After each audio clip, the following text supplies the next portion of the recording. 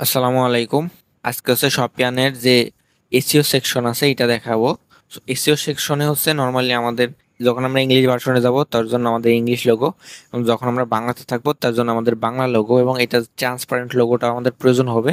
কারণ সব জায়গায় শুধু আমরা এইটা হচ্ছে আমাদের ফ্রন্ট এন্ড আমরা ইউজ করছি, এবং এটা এই যে ট্রান্সপারেন্ট এটা হচ্ছে আমরা এইখানে ইউজ করছি অ্যাডমিন ড্যাশবোর্ডে। এবং এটা যে ফেভিকন এটা আমাদের অ্যাড করে দিতে হবে, এবং আমাদের যে সাইটের নাম, ডোমেইন নেম, মেটা ডেসক্রিপশন এবং মেটা কিওয়ার্ডস এটা হচ্ছে যখন আমি যদি ভিউ পেজ সোর্সে যাই, এই যে হচ্ছে আমাদের মেটা ডেসক্রিপশন এবং কিওয়ার্ডস এবং author, OG site name, URL. So এইগুলা এখানে দেখাচ্ছে। সো এইগুলা হচ্ছে আমাদের এখান থেকে যাবে। তো এইগুলা খুব গুরুত্বপূর্ণ।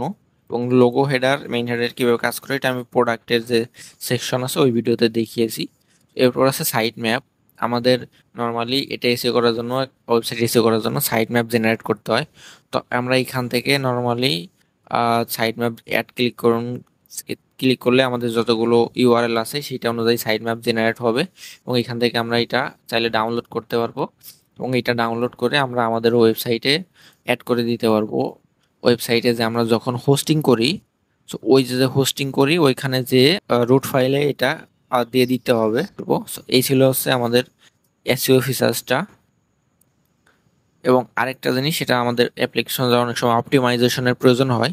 তো আমরা যখন অ্যাপ্লিকেশন অপটিমাইজে ক্লিক করব তখন এটা অপটিমাইজ হয়ে যাবে।